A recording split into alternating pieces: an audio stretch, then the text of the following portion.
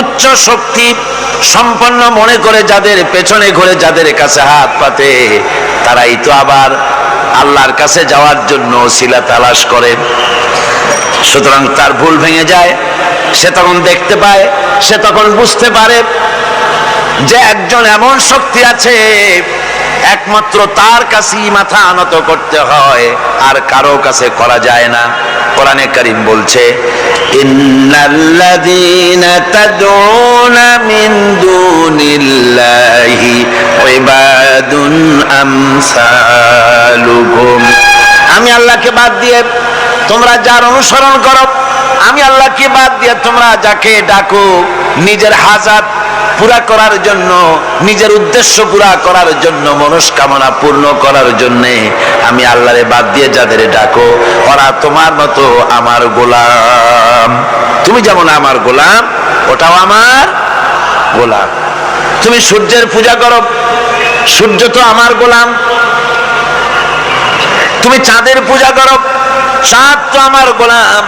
তুমি তো গরু পূজা করো, গরু আমার সৃষ্টি। তুমি তো মাটি দিয়া তৈরি করা মূর্তি বানাইয়া পূজা করো, মাটি তো আমার বানানো। তুমি কাঠ দিয়া পাথর দিয়া মূর্তি বানাও, এগুলির সামনে মাথা আনত করো, ওগুলি তো আমার কাঠ আমার পাথর, সব আমার। আর আমার গোলামগুলির সামনে তুমি নিজে গোলামি করার জন্য মাথা পেতে দাও, ওই গোলাম তোমার কোনো উপকার করতে পারবে না। সুতরাং আত্মমর্যাদা সৃষ্টি হয়ে যায়, শখসিয়ত পয়দা হয়, পার্সোনালিটির সৃষ্টি হয়। ইমানের এটা সবচাইতে বড় উপকার। মানুষ হীনতা থেকে, নীচতা থেকে তাকে ঊর্ধ্বে উঠায় আনা হয়।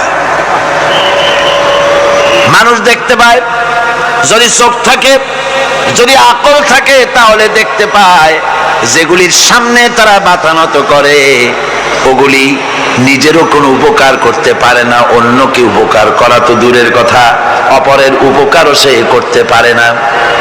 একবার আল্লাহ নবীর কাছে এক মুশরিক এসেছিলেন, একজন মুশরিক এসেছে একটা ভাঙ্গা মূর্তি নিয়ে, একটা ভাঙ্গা মূর্তি নিয়ে এসেছে। হুজুর বললেন, তোমার মূর্তি ভাঙ্গা কেন? লোকটি বলল, হুজুর এটা হচ্ছে আমার খোদা, এইটারে নিয়ে আমি সব সময় থাকি, যাতে সব রকমের বিপদ থেকে আমি বাঁচতে পারি। প্রতিমধ্যে আমার পেশাব পায়খানার হাজত হলো, এই মূর্তিকে আমি রাস্তায় দাঁড় করায় রেখে চলে গেলাম। পেশাব পায়খানার কাজ শেষ করে এসে দেখি যারে আমি খোদা বলি, যে আমার যে বিপদ দিয়ে বাঁচাবে, তার মাথা থেকে পা পর্যন্ত একদম ভিজা। ভাবলাম নিশ্চয়ই কোন বরকতের পানি ছাড়া আর কি হতে পারে। এটাকে বরকতের পানি মনে করে আমি যখন চাটা আরম্ভ করলাম, চাটতে গিয়ে দেখি কেমন টক টক লাগে, আর একটা উদ্ভট উৎকট একটা দুর্গন্ধ, অ্যাসিডের মতো ঝাঁঝালো গন্ধ। জিনিসটা কি? চিন্তা করলাম, পানিটা যদি বরকতের হবে তাহলে তো এইরকমের গন্ধ হওয়া উচিত না। পরে এদিক ওদিক তাকায় দেখি দূরে একটা কুকুর দাঁড়ানো আছে, আর তার নিচের থেকে পানি টপকাচ্ছে। তখন বুঝলাম যে এটা কোন বরকতের পানি। হুজুর মেজাজটা খারাপ হয়ে গেল, ঠ্যাঙ্গা ধরে একটা আছাড় মারলাম। কুত্তার পেশাব দিয়া তুই নিজেরে বাঁচাইতে পারিস না, আমারে বাঁচাবি কেমনে? ওর জেহেন খুলে গেছে। হুজুর সাল্লাল্লাহু আলাইহি ওয়াসাল্লাম হেসে দিলেন। হাদিস শরীফে এসেছে, এই একদিন হুজুর হেসেছিলেন যখন তার দন্ত মোবারক সব বিকশিত হয়েছিল। হুজুর বলছেন, আমার কাছে কেন এসেছো তোমার এই ভাঙ্গা খোদারে নিয়ে? লোকটি বলছে, হুজুর আমি বুঝতে পেরেছি, আমি তো ভুলের মধ্যে ডুবেছিলাম, আমি বুঝতে পেরেছি এগুলি তো আসলে কিছুই না, আমি সত্যের সন্ধানে এসেছি, সত্যের আলোকে আমাকে পৌঁছে দেন। নবীজি পড়লেন, পড়ো লা ইলাহা ইল্লাল্লাহু মুহাম্মাদুর রাসূলুল্লাহ। এরা আপনাকে কি সাহায্য করবে? ও তো নিজের সাহায্যই করতে পারে না। কথা ঠিক কিনা? জোরে বলেন, পারে? পারে না। নিজেরই নিজে বাঁচাতে পারে না, আপনারে বাঁচাবে কেন? এই জন্য ঈমান যখন আনে, ঈমানের সবচাইতে বড় উপকারিতা হচ্ছে মানুষকে আত্মমর্যাদা দিয়ে দেয়। তার সম্মান, নিজের সম্মান সে বোঝে, সে বুঝতে পারে যেহেতু ক্ষমতা দুনিয়ায় কারো নাই, ক্ষমতার মূল উৎস আমার আল্লাহ রাব্বুল আলামিন। আল্লাহ পাক বলেছেন আন্নাল কুওয়াতা লিল্লাহি জামিআ, সমস্ত ক্ষমতার উৎস কে? আল্লাহর নবী বলেছেন আল্লাহর সৃষ্টি নৈপুণ্যতা সম্পর্কে যদি কোনো বান্দা 1 ঘন্টা চিন্তা করে, 1 ঘন্টা যদি গবেষণা করে, চিন্তা করে, রব্বুল আলামিন তার আমলনামায় 60 বছরের নফল ইবাদতের সওয়াব লিখে দেন। জোরে বলেন সুবহানাল্লাহ। আল্লাহ পাক এই সমস্ত কথা বলে এখন ওই ফর্মুলা বলতেছেন যে আসলে আমার বান্দা হওয়ার জন্য, খাঁটি বান্দা হওয়ার জন্য তার কয়েকটি বৈশিষ্ট্য থাকতে হবে। আল্লাহ পাক এখানে 8টি বৈশিষ্ট্য বর্ণনা করেছেন। আল্লাহর খাঁটি বান্দা হওয়ার জন্য বৈশিষ্ট্য কয়টা লাগবে? 8টি। বেহেশত কয়টা? বেহেশত কয়টি? আল্লাহ পাক বৈশিষ্ট্য বানিয়েছেন 8টি। এখানে 8টি বৈশিষ্ট্যের কথা বলা হয়েছে। মহান আল্লাহ রাব্বুল আলামিন বলেন ওয়া ইবাদুর রাহমানিল্লাযীনা ইয়ামশুনা আলাল আরদি হাওনান ওয়া ইযা খাতাবাহুমুল জাহিলুন ওয়া ইযা খাতাবাহুমুল জাহিলুনা ক্বালু সালামা। রহমানের খাঁটি বান্দা তারা, রহমানের আসল বান্দা তারা যারা নাকি জমিনের উপর থেকে যখন হাঁটে খুব বিনয় বিনম্রতার সাথে তারা চলে। ওয়াইদা খাতাবাহুমুল জাহিলুন, আর যখন জাহিলরা তাদের সঙ্গে কথাবার্তা বলতে আসে তখন তারা তাদেরকে বলে তোমাদের প্রতি সালাম, এই বলে তারা চলে যায়। অর্থাৎ এই 8টি বৈশিষ্ট্যের প্রথম বৈশিষ্ট্য ধরা হয়েছে চালচলনকে। ইমানদার খাঁটি বান্দা যারা, তাদের চাল চলন সম্পর্কে প্রথম বৈশিষ্ট্য ধরা হয়েছে। তার মানে হচ্ছে নির্লজ্জ, স্বৈরাচার, মাস্তান, গুন্ডা, বদমাশ, অত্যাচারী, এদের চাল চলন এক ধরন। আবার অন্যদিকে ব্যক্তিত্ব সম্পন্ন, মর্যাদাবান, এরপরে শিক্ষিত, ভদ্র, মার্জিত, তাদের চালচলন ভিন্ন ধরনের। এই 2 শ্রেণীর চালচলন কি একরকম হয় নাকি? একরকম হয় না। তার কারণ হচ্ছে ব্যক্তির চালচলনের মাঝেই তার অবস্থাটা বোঝা যায় যে আসলে লোকটি কেমন। আল্লাহ রাব্বুল আলামিন এই কথার দ্বারা এটা প্রমাণ করতে চান যে মুমিন বান্দা যারা হবে, আল্লাহর খাঁটি বান্দা যারা হবে, তাদের পরিচয় দেওয়া লাগবে না। তাদের চালচলন দেখে, তাদের হাঁটা দেখে, তাদের চলা দেখে, তাদের বলা দেখে, তাদের আচরণ দেখে লোকেরা বুঝতে পারবে যে ইনি হচ্ছেন আল্লাহর একজন খাঁটি বান্দা, একজন মুমিন ব্যক্তি, একথা বুঝতে পারবে। আর সে ব্যক্তি জমিনের উপরে চলবে খুবই বিনম্র ভাবে। কোরআনে কারীমে অন্য জায়গায় আল্লাহ রাব্বুল আলামিন বলেছেন ওয়ালা তামশি ফিল আরদি মারহান ইন্নাকা লান তাখরিকাল আরদা ওয়া লান তাবলুগাল জিবালা তুলা। আমার জমিনের উপরে অহংকারের পদবরে হেঁটো না, আমার জমিনের উপরে অহংকার করে জমিনের উপরে হেঁটো না। তুমি জমিনের উপরে অহংকার করে হেঁটে পদাঘাত দিয়ে আমার এই জমিনকে ফাটায় দিতে পারবে না, আর তুমি লাফ দিয়ে আমার আকাশে, আমার পাহাড়ের উচ্চতাও তুমি ছাড়িয়ে যেতে পারবে না। অহংকার করে কেউ কি পায়ের আঘাত দিয়ে জমিনটাকে ফাটায় দিতে পারে? কি বলেন, পারবে? আর অহংকার করে লাফ দিয়ে পাহাড়ের উচ্চতাও কি কেউ ছাড়িয়ে দিতে পারবে? পারবে না। সুতরাং অহংকার, মুমিন ব্যক্তি যারা, তারা অহংকার করতে পারে না। অহংকার মুমিনের স্বভাব নয়। অহংকার করতে পারে কেবলমাত্র আল্লাহ রাব্বুল আলামিন। অহংকার হচ্ছে আল্লাহ পাকের ইজাত। অহংকার কে করতে পারেন? আল্লাহ পাক করতে পারেন। মানুষের অহংকার শোভা পায় না। মানুষ, তোমার আবার অহংকার কিসের? 1 ফোঁটা নাপাক পানি দিয়ে যার জন্মের উৎস, এমন নাপাক পানি যা শরীর থেকে নির্গত হলে পরে গোসল করা ফরজ হয়ে যায়, এমন 1 ফোঁটা নাপাক পানি যার জন্মের উৎস, তার অহংকার কি? অহংকার করবেন আল্লাহ রাব্বুল আলামিন। হাদিসে কুদসির ভিতরে এসেছে, আল্লাহ পাক বলেছেন যে ব্যক্তি অহংকার করে সেজন্য আমার চাদর নিয়ে টানাটানি করে। জোরে কোন নাউযুবিল্লাহি মিন যালিক। সুতরাং মুমিন বান্দা যিনি হবেন, আল্লাহর খাঁটি বান্দা, রহমানের খাঁটি বান্দা, সে ব্যক্তি কখনো জমিনের উপরে অহংকারের সাথে চলাফেরা করবে না, বরং তার চাল চলন হবে অত্যন্ত বিনম্র। আর কি?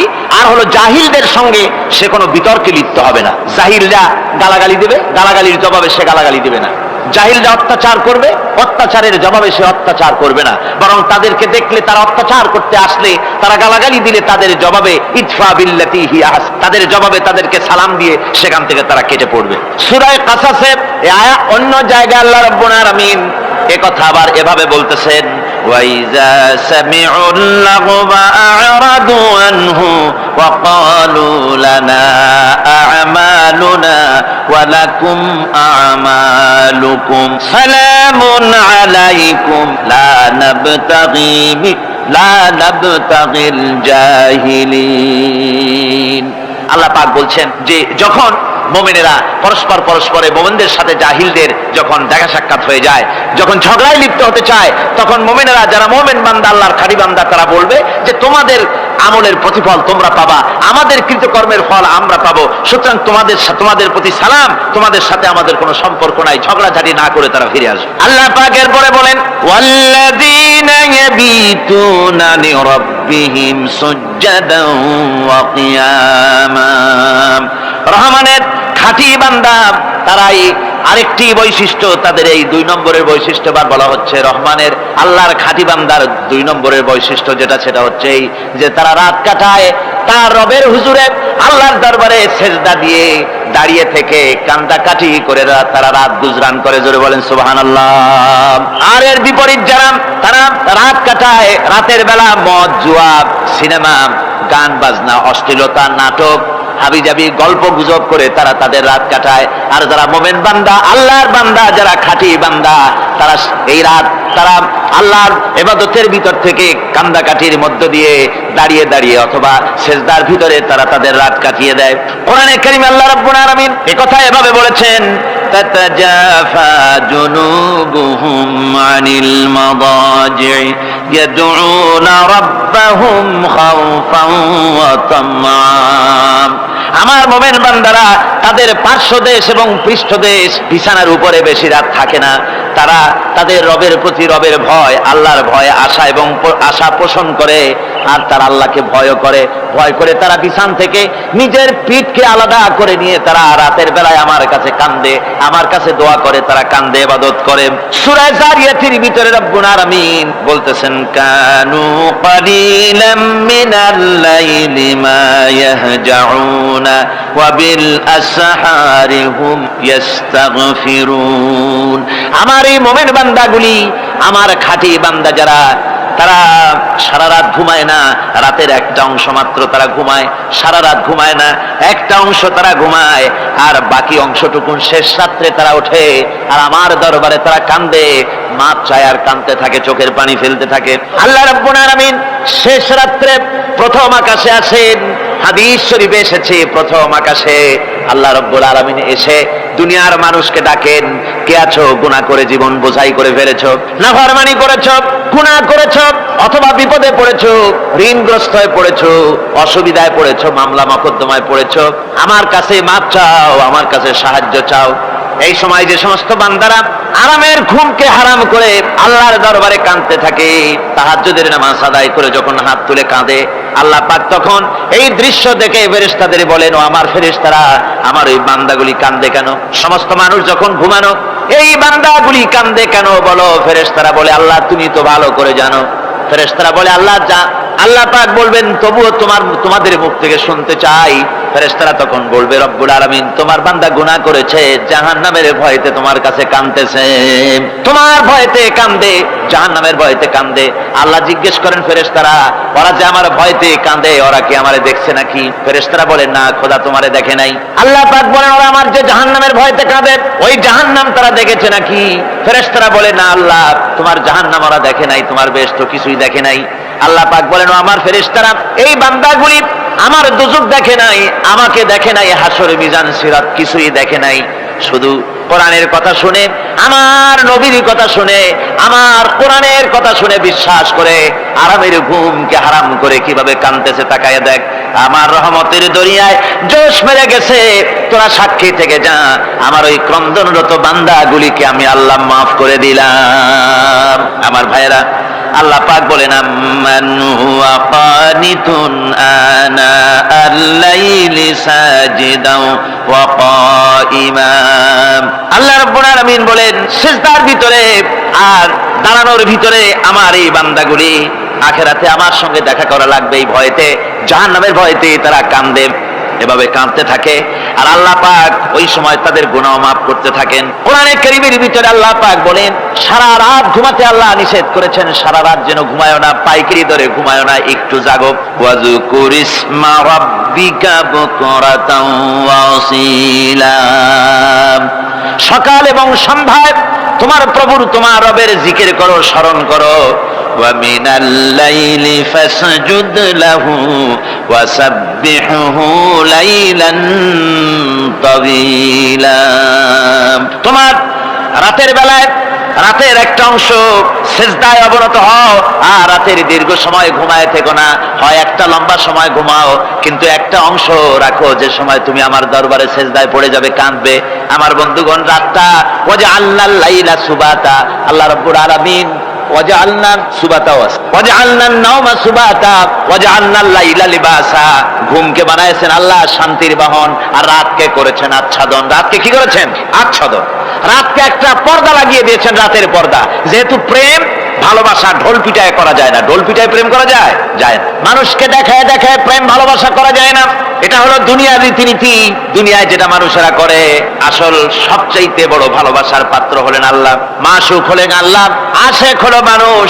আশেক এবং মাসুকের ভিতরে প্রেম বিনিময় হবে, ভালোবাসার আদান প্রদান হবে, কথোপকথন হবে।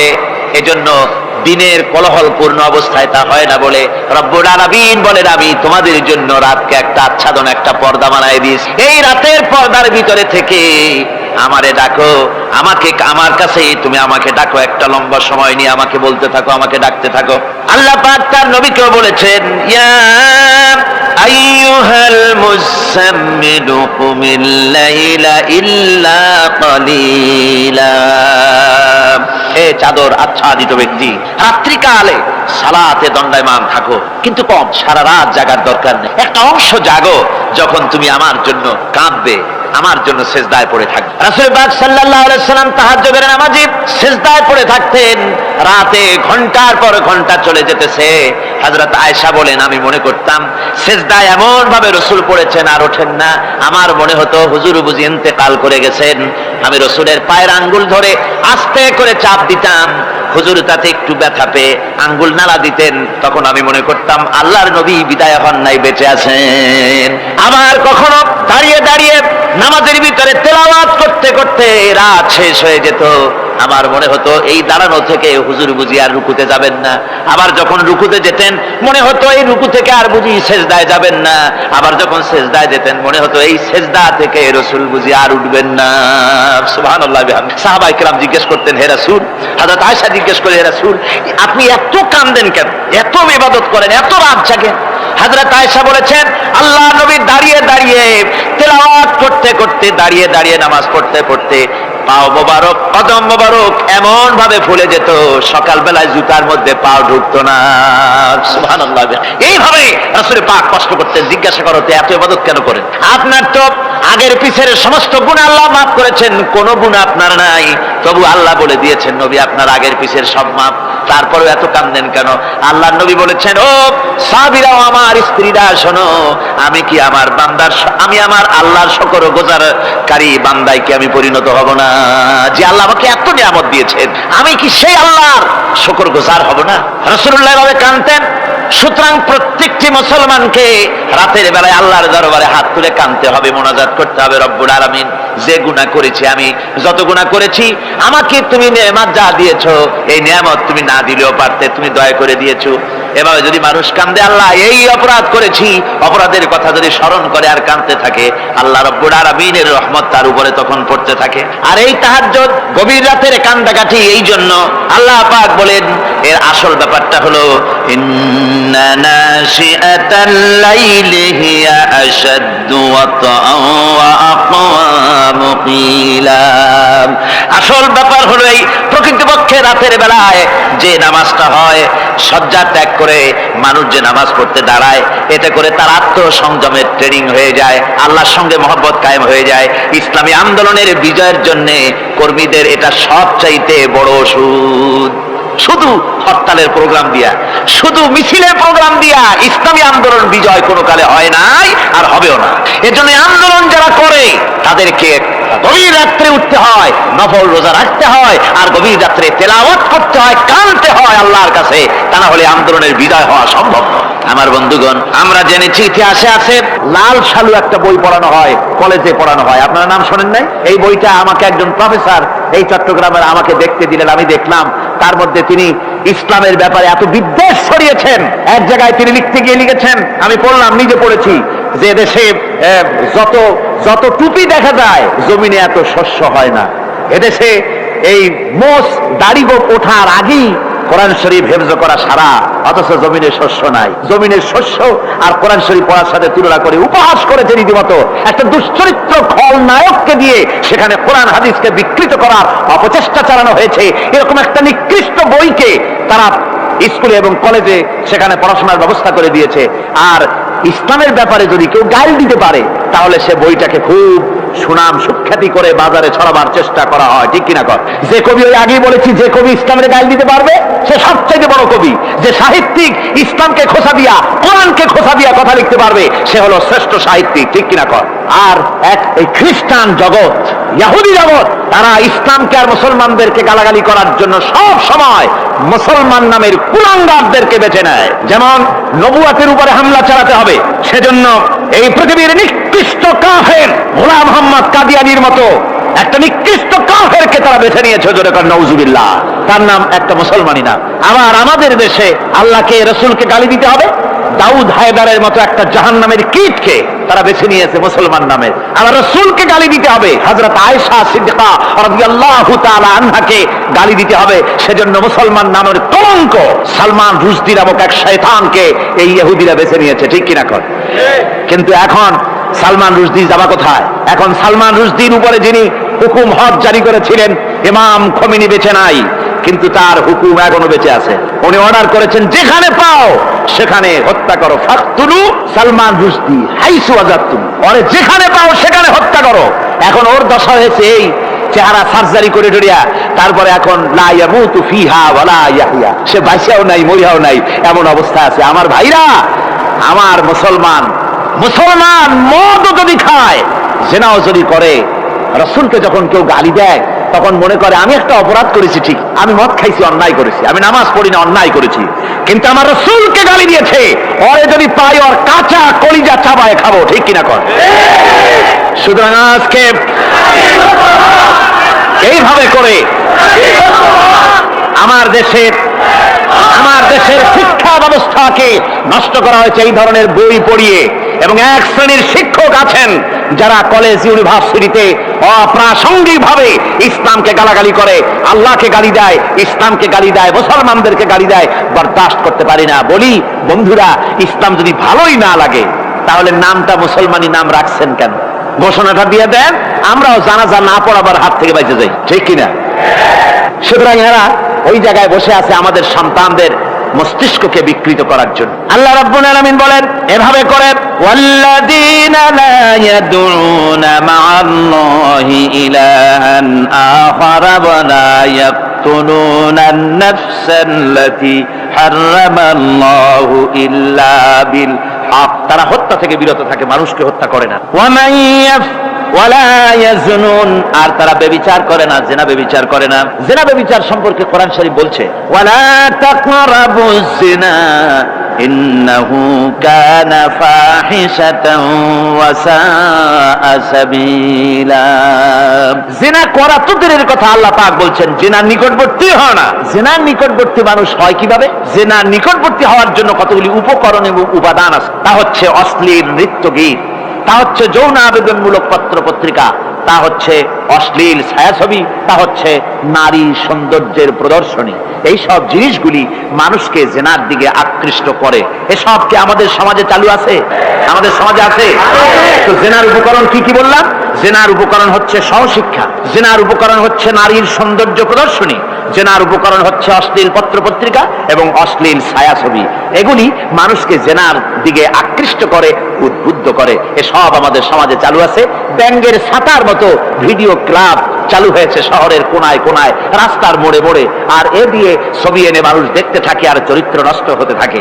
এরপরে রয়েছে সহশিক্ষার ব্যবস্থা, রয়েছে নারীদের বেপরদিগি সৌন্দর্যের প্রদর্শনী, আর রয়েছে যৌনাবেদনমূলক পত্র পত্রিকা। আর পত্র পত্রিকার কাজই হচ্ছে এখন যৌন সুশ্রুতি দেওয়া আর ইসলামকে গালি দেওয়া। বর্তমান সরকারের আমলে 1991 সনের জানুয়ারি থেকে শুরু করে, যখন সরকারের স্থিতিশীলতা ছিল না, জানুয়ারি ফেব্রুয়ারি মাস থেকে নিয়ে আজ পর্যন্ত বর্তমান সরকার প্রায় 138টি সাপ্তাহিক, পাক্ষিক, মাসিক, দৈনিক পত্রিকার ডিক্লারেশন দিয়েছেন। এতগুলি পত্রিকা, আর সমস্ত পত্রিকায় ওনারা ঘোষণা করেছেন যে আমরা সাংবাদিকতার সর্বোচ্চ স্বাধীনতা দিয়েছি।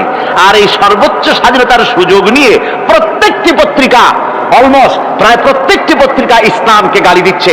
আর কিছু পত্রিকা সমাজে চালু হয়েছে, বাংলাদেশে চালু হয়েছে ভারতের রয়ের টাকায়। ভারতের রয়ের টাকা দিয়ে যে পত্রিকা, দৈনিক এবং সাপ্তাহিক পত্রিকা চালু হয়েছে, তার ভিতরে রয়েছে দৈনিক ভোর এবং আজকের কাগজ, সাপ্তাহিক পূর্বাভাস।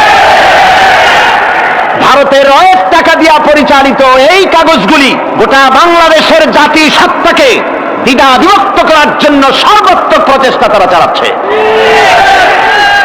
এরা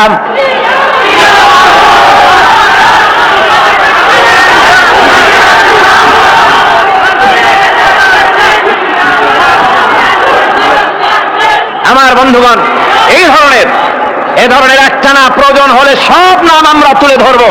ভারতের টাকা দিয়ে, ভারতের রয়ের টাকা দিয়ে তারা এভাবে পত্রিকা তৈরি করে গোটা বাংলাদেশের স্বাধীনতা, সার্বভৌমত্ব এবং অস্তিত্বের উপরে আঘাত হানতেছে। শুধু তাই নয়, তারা ইসলামের উপর আঘাত হানছে। আলেম এবং পীরদের বিরুদ্ধে বক্তব্য তারা পত্রিকার ভিতরে সমালোচনামূলক কথাবার্তা তারা লিখছে। এমন একটা সাপ্তাহিক পত্রিকা কম পাবেন যেখানে ইসলামকে, ইসলামী আন্দোলনকে কিছু না কিছু খোঁচা মারা না হচ্ছে। ঠিক কিনা কর যারা বলেন ঠিক কিনা? তো এইভাবে করে তারা ষড়যন্ত্র চালিয়ে আমি সেদিন ঢাকায় বলেছিলাম যে বর্তমান মহিলা সরকার চলছে বলে আমরা কথা বলছি না, কিন্তু আমাদের একটা ধৈর্য আছে। আমরা সরকারকে সময় দিচ্ছি এগুলিকে কন্ট্রোল করার জন্য। শাসনতান্ত্রিক অ্যাকশন নেওয়া উচিত গভর্নমেন্টের। শাসনতন্ত্রে কি আছে? শাসনতন্ত্রে, সংবিধানে, কনস্টিটিউশনে লেখা আছে যে নাগরিকদের কোন ধর্মীয় অনুভূতিতে আঘাত লাগতে পারে এমন কোন কথা, এমন কোন বক্তব্য কেউ লিখতেও পারবে না, বলতেও পারবে না। সেটা দণ্ডমূলক শাস্তি, এটা শাস্তি হবে তার। এ ধরনের কথা লেখা আছে। এটা লেখা থাকা সত্ত্বেও যারা ইসলামের বিরুদ্ধে কথা বলে, পত্রিকার মাধ্যমে যারা এগুলি লেখে, এগুলির বিরুদ্ধে গভর্নমেন্টের হাত দিতে, অ্যাকশন নিতে অসুবিধা কোথায়? আমরা সময় দিচ্ছি সরকারকে, তারা এই জিনিসগুলি দেখুক এবং অ্যাকশন নিক। যদি তা না হয় তাহলে জনগণের তো ইসলামের, এদেশের মুসলমান বৃহত্তর জনসংখ্যা, জনগোষ্ঠী হচ্ছে মুসলমান। ইসলামের বিরুদ্ধে, তার আল্লাহর বিরুদ্ধে, রসুলের বিরুদ্ধে, মুসলমানদের সবচাইতে প্রিয় জিনিসগুলির বিরুদ্ধে কেউ যদি কথা বলে, মুসলমানেরা তা বেশি দিন বরদাস্ত করবে না।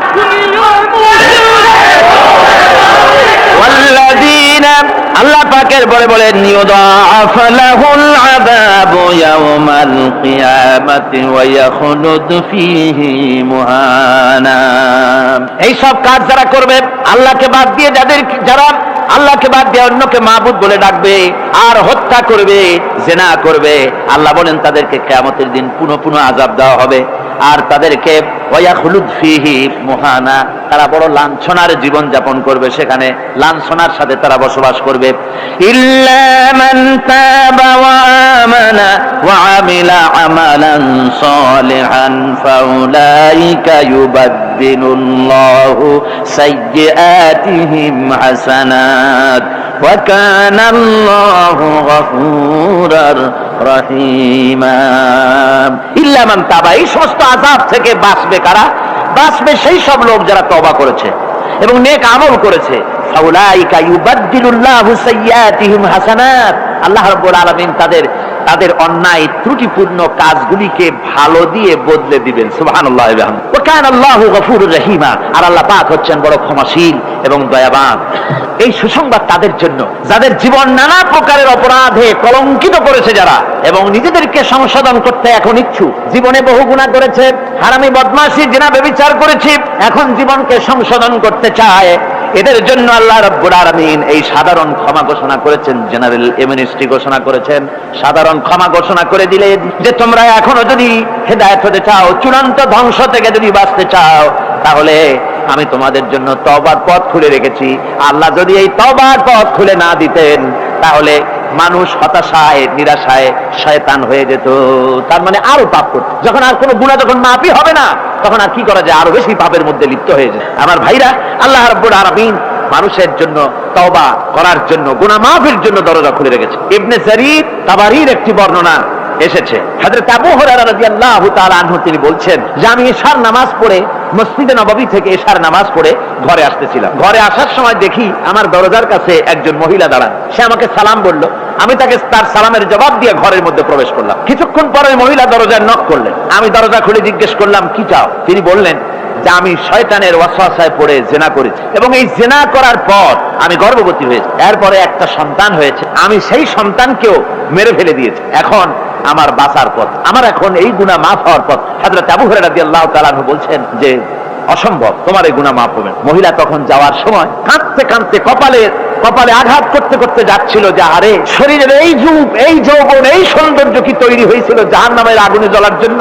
এইভাবে করে চিৎকার দিতে দিতে মহিলা যান। হযরত আবু হুরায়রা বলেন আমি সকালবেলায় আল্লাহ রাসূলের সঙ্গে ফজরের নামাজ আদায় করে আল্লাহ নবীকে ঘটনা শোনালাম, বললাম হে রাসূল আমি তো মহিলাকে এইরকম জবাব দিয়ে। হযরত আবু হুরায়রা দৌড়ে গেলেন, বললেন আমি ছুটতে লাগলাম, এমন ভুল আমি কথা বলেছি। মহিলা তো হতাশ হয়ে গিয়েছে, তিনি খুঁজতে খুঁজতে মহিলাকে পেয়ে গেলেন, যে বললেন ও মহিলা, আল্লাহর হাবিব তোমার সম্পর্কে এই কথা বলেছেন, তুমি যদি তওবা করো আল্লাহ রাব্বুল আলামিন তোমাকে মাফ করে দিবেন, আর তোমার দোষ ত্রুটিগুলির বিনিময় আল্লাহ তোমাকে নেক দিয়ে বদলায় দিবেন, তোমাকে আল্লাহ মাফ করবেন। মহিলা শোনা মাত্র আল্লাহু আকবার বলে চিৎকার মেরে সিজদায় পড়ে গেলেন। তিনি প্রাণ ভরে কাঁদলেন আর বললেন আল্লাহ তোমার দরবারে শুকরিয়া আদায় করি যে আমার মতো গুনাহগারের জন্য তুমি যে তওবার দরজা খোলা রেখেছো। তিনি তার নিজের দাসীকে এবং তার বাচ্চাকে, কৃত দাসীকে আল্লাহ শকরার্থে মুক্ত করে দিলেন। আমার ভাইয়েরা, এভাবে করে যারা নাকি আল্লাহর দরবারে যারা এভাবে মাপ চায় আল্লাহ পাক তাদেরকে মাফ করে দিবেন। তওবা করার জন্য রব্বুল আলামিন পথ খুলে রেখে দিয়েছেন। আবার অন্য হাদিসে এসেছে হযরতে রাসূল পাক সাল্লাল্লাহু আলাইহি ওয়াসাল্লামের কাছে এক বৃদ্ধ এসে বলেছিলেন হে আল্লাহর নবী আমি যত গুনাহ করেছি সমস্ত গুনাহ যদি দুনিয়ার মানুষেরকে ভাগ করে দেওয়া হয় তাহলে একযোগে সব মানুষকে তা ডুবাইয়া ছাড়বে, এত গুনাহ আমি করেছি, এমন কোন গুনাহ নাই যে আমি করি নাই। হে আল্লাহ রাসূল আমার এই গুনাহ মাফ হবে নাকি? আল্লাহর নবী বলেন তুমি কি মুসলমান হয়েছো? লোকটি বলল হুজুর আমি মুসলমান হয়ে গেছি। আশহাদু আল্লা ইলাহা ইল্লাল্লাহু ওয়াহদাহু লা শারীকা লাহু ওয়া আশহাদু আন্না মুহাম্মাদান আবদুহু ওয়া রাসূলুহু। পড়েন সবাই, আশহাদু আল্লা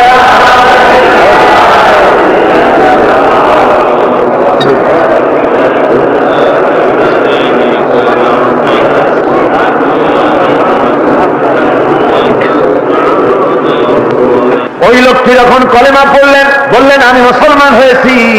আল্লাহ নবী বলেন শোনো আল্লাহর বান্দা তুমি যখন কলেমা পড়েছো তোমার পেছনের তামাম জিন্দেগীর সমস্ত গুনাহ খাতা আল্লাহ রাব্বুল আলামিন মাফ করে দিয়েছেন। শুধু মাফ করেন নাই, আরো কি করেছেন? ওয়ায়ুবাদদিলুল্লাহু সাইয়্যাতিহিম হাসানাত। দোষ ত্রুটি তোমার যা আছে, যে ব্যক্তি তওবা করে আল্লাহর পথে চলে নেক আমল করে, পেছনের জীবনের দোষ ত্রুটি যা করেছেন সবগুলির বদলে আল্লাহ রব্বুল আলামিন নেকি লিখে দিবেন। জোরে বলেন সুবহানাল্লাহ। তার মানে হচ্ছে জীবনে যত অপরাধ করেছিল তওবা করে যখন ভালো কাজ করবে আর পেছনের কথাগুলি যখন মনে করবে গভীর রাত্রে, আল্লাহ আমি এই ধরনের পাপ করেছিলাম, চুরি করেছি, ডাকাতি করেছি, জেনা করেছি, মদ খেয়েছি, মিথ্যা কথা বলেছি, এই সব কথা বলে যত অনুশোচনা করবে আর অনুতপ্ত হবে, চোখ দিয়া যত পানি পড়বে নতুন নতুন করে তার আমল নামে আল্লাহ নেকি লিখতে থাকবেন। জোরে বলেন সুবহানাল্লাহ। রব্বুল আলামিন তার বান্দাকে এত ভালোবাসেন, একজন সাহাবী কতগুলি পাখির বাচ্চা নিয়ে রাসূলের কাছে হাজির হয়েছেন। আল্লাহ নবী বলেন এই পাখির বাচ্চাগুলি আনলা কেন? সাহাবী বলেন হুজুর এই পাখির বাসাটা ভেঙে গিয়েছিল, বাচ্চাগুলি যখন ধরলাম ওর মা আমার মাথার উপরে ঠোকরাতে লাগলো, সে নিজের জীবনের মায়াকে উপেক্ষা করে বাচ্চাগুলিকে হেফাজত করার জন্য আমার উপরে ঝাঁপিয়ে পড়লো। আমি নিয়ে এসেছি এখানে, এই দেখুন ঘরের মধ্যে ঢুকেছে, এখানে ওই পাখিটা এসেছে। আমি রাসূলকে দেখাতে এলাম প্রাণী জগতে মায়ের সন্তানের প্রতি কত মায়া, সেটা দেখাতে এলাম। আল্লাহর নবী বলেন ও সাহাবী, প্রাণী জগতে সন্তানের প্রতি মায়ের কতটুকু মহব্বত তুমি তাই আমাকে দেখাতে এসেছো। শোনো, এই প্রাণী জগতে সন্তানের প্রতি মায়ের যত মহব্বত তার চাইতে লক্ষ কোটি গুণে বেশি মহব্বত বান্দার প্রতি আল্লাহ রাব্বুল আলামিনের। মহব্বতকে, করুণাকে, রহমতকে, ভালোবাসাকে 100 ভাগ করা হয়েছে। 100 ভাগ করে 99 ভাগ আল্লাহ নিজের কাছে রেখেছেন, আর একটা ভাগ তামাম পৃথিবীর প্রাণী জগতে আল্লাহ ছড়াই দিয়েছেন। একটা ভাগ দিয়েছেন সারা দুনিয়ার প্রাণী জগৎ, সেই একটা ভাগে এই শত সহস্র কোটি প্রাণীর মধ্যে যেটুকুন আমরা পাইছি, এতটুকুন মহব্বতে সন্তানের জন্য কলিজায়, সন্তানের কোনো অকল্যাণ হলে কলিজায় পানি থাকে না, সন্তানের কোনো অসুবিধা হলে বা মা বাপের কষ্ট হলে বা কারো কোনো কষ্ট হলে আমরা এই ধরনের আমাদের অবস্থার সৃষ্টি হয়ে যায়। এক ভাগ তামাম পৃথিবীর সমস্ত প্রাণী জগতে ছড়ায় দেওয়ার পর আমাদের অবস্থা যদি এই হয়, তাহলে 99 ভাগ রহমত যার কাছে, বান্দার প্রতি তার মহব্বত কতখানি। আমার বন্ধুগণ, রাসূল পাক সাল্লাল্লাহু আলাইহি ওয়াসাল্লাম বলেছেন ও সাহাবীরা, একজন লোক উটের পৃষ্ঠে যাচ্ছিল কোথাও, উটের পৃষ্ঠে তার খাবার আছে, পানিও আছে, যেতে যেতে মরুদ্যানের মধ্যে সে বিশ্রাম করলো। ঘুমের থেকে জেগে দেখে উট নাই, খাবার নাই, পানিও নাই, বড় লোকটা কেমন পেরেশান হয়। সাহাবীরা বলেন হুজুর, উট হচ্ছে মরুভূমির জাহাজ, উট হারায় গেছে, টাকা পয়সা যা ছিল, খাদ্য খাবার ছিল, সব চলে গেছে, এর থেকে পেরেশানি তো আর কিছুই হয় না। হুজুর বলেন লোকটা খানিকক্ষণ চিন্তা ভাবনা করতে করতে কিছুক্ষণ পর দেখলো উট ফিরে এসেছে, সমস্ত টাকা তার ওই খাদ্য আর পানিও নিয়ে হাজির হয়ে গেছে। বলো কেমন খুশি হয় হুজুর? হযরত সাহাবীরা বলেন হুজুর এর থেকে খুশি আর কি হতে পারে, লোকটার দিল তো ভরে যাবে। আল্লাহর নবী বলেন ও সাহাবীরা, কোন বান্দা যদি আল্লাহর থেকে নাফরমান হয়ে যায়, নামাজ ছেড়ে দেয়, জিনা ব্যভিচার বদমাশি নাফরমানিতে যদি যখন লিপ্ত হয়ে যায়, উঠারা ব্যক্তি উট পাওয়ার জন্য যেমন পেরেশানি বোধ করে, আল্লাহ রাব্বুল আলামিন তার ওই নাফরমান বান্দার জন্য, আল্লাহ রাব্বুল আলামিন ফিরে আসার জন্য আল্লাহ রাব্বুল আলামিন চান। বান্দা যখন নাফরমান বান্দা নিজের গুনাহ বুঝতে পেরে যখন সেজদায় পড়ে গিয়া কান্দে, রব্বুল আলামিন আমার গুনাহ মাফ করে দাও, এইভাবে যখন কাঁদতে থাকে, রব্বুল আলামিন আল্লাহর হাবিব বলেন উঠারা ব্যক্তি উঠ ফেলে পড়ে, ওই ব্যক্তি যত খুশি হন। কোন নাফরমান বান্দা যখন সেজদায় পড়ে যায়, আল্লাহ রাব্বুল আলামিন এর চাইতে লক্ষ কোটি গুণে বেশি খুশি হয়ে যান। আল্লাহ পাক হচ্ছেন রহমান রহিম, গাফুরুর রহিম। পৃথিবীতে এমন কে আছে আপনি আমাকে বলেন, এমন কে আছে অপরাধ করবে না আর সে বলবে আয় তোরে মাফ করে দেই? বলেন এরকম আছে নাকি? কেউ বলেন আছে? এমনকি বাপ মা ছেলে অন্যায় করেছে, বাপ মার দিল চায় ছেলেটা যদি মাপ চাইতো বড্ড ভালো হতো, ওর সাথে প্রাণ ভরে কথা বলতাম, বুকের সাথে জড়িয়ে নিতাম, কিন্তু মুখ খুলে বলে না যে অপরাধ করেছিস মাপ চাইয়া যা, এরকম বলে। মাও বলে না, বাপেও বলে না, কিন্তু একমাত্র মহান সত্য রব্বুল আলামিন বান্দা যখন গুনাহ করে আল্লাহ ডাকে, বান্দারে গুনাহ করেছিস ফিরে আয়, আমি তোরে মাফ করে দেব। গুনাহ করেছিস ফিরে আয়, জিনা করেছিস ফিরে আয়, মদ খেয়েছিস ফিরে আয়, মানুষ হত্যা করেছিস ফিরে আয়, কুফরি করেছিস ফিরে আয়, আগুন পূজা করেছিস ফিরে আয়, মাটি পূজা করেছিস, সূর্য পূজা করেছিস, যা করেছিস না কেন ফিরে আয়, আমাকে ডাক দে, আমি তোর জিন্দেগির গুনাহ আমি আল্লাহ মাফ করে দেব। এই জন্য আল্লাহ রাব্বুল আলামিনকে যখন কোন বান্দা একবার ডাকে, দিল থেকে কলিজা থেকে একটা ডাক যদি দেয় আল্লাহ, হাজার ডাকের তুলনায় একটা ডাক আল্লাহ, কলিজা থেকে ডাক। এই ডাকটা কোথা থেকে? কলিজা থেকে। দিল से जो बात निकलती है असर रखती है पर नहीं मगर ताकते परवास रखती है। অন্তর থেকে যে কথা বেরোয় তা প্রভাব বিস্তার করে। কলিজা থেকে যদি কেউ ডাক দেয় আল্লাহ, কলিজার একটা ডাক আলাদা না? বলেন আলাদা কিনা? কলিজা থেকে ডাক বলেন না সবাই আল্লাহ। কলিজা থেকে একটা ডাক যদি কেউ ভাবে আল্লাহকে ডাক দেয় আল্লাহ, আল্লাহ রাব্বুল আলামিন বান্দা যখন একবার ডাক দেয় আল্লাহ তখন 70 বার লাব্বাইক বলেন, 70 বার সাড়া দিয়া বলে বান্দা কি চাও, আমি তোর কাছে হাজির। কি চাস বল, আমার আমি মাফ করে দেব। সুতরাং আল্লাহ রাব্বুল আলামিন বলছেন আমার কাছে ক্ষমা চাও, মাফ চাও, আমার কাছে মাফ চাও, যত মাফ চাইবে আমি মাফ করে দেব। পৃথিবীতে এমন কেউ নাই যার কাছে বেশি চাইলে তিনি খুশি হবেন। আল্লাহ রাব্বুল আলামিন এমন এক সত্তা যার কাছে যত বেশি চাওয়া যাবে তিনি তত বেশি খুশি হবেন। হর হামেশা দেনে কো वो तैयार है जो न मांगे उससे वो बेजार है। যত বেশি চাওয়া যায় আল্লাহর কাছে আল্লাহ তত খুশি হন, আর যে ব্যক্তি চায় না আল্লাহর কাছে আল্লাহ তার উপরে বেজার হয়ে যান। ওয়ামান তাবা ওয়া আমিলা সালিহান فإنه يتوب إلى الله متابا। আর যারা তওবা করে নেক আমল করে তার আল্লাহর দিকে ফিরে আসে, যেমনটি তার আশা উচিত তেমন ভাবে সে আল্লাহর কাছে ফিরে আসে, তার মানে হলো তওবা কবুল করার জন্য, গুনাহ মাফ করার জন্য পৃথিবীতে কেউ নাই। আছে কেউ? গুনাহ কি কেউ মাফ করতে পারে? দুনিয়ায় কেউ পারে? আকাশে কেউ পারে? আল্লাহ ছাড়া কেউ গুনাহ মাফ করতে পারে? যদি মানুষ তওবা করে, রব্বুল আলামিন বলেন সে এমন ভাবে তওবা করে আল্লাহর কাছে ফিরে এসেছে যেখানেই তার আসা উচিত, এই জায়গা ছাড়া আর তার কোনো যাওয়ার জায়গা নাই, সুতরাং সে জায়গা মতো এসেছে, অনুতপ্ত এবং অনুশোচনা করেছে। আল্লাহ পাক এ ধরনের অনুতপ্তকারী অনুশোচনাকারীকে রব্বুল আলামিন ক্ষমা করে দিয়ে থাকেন।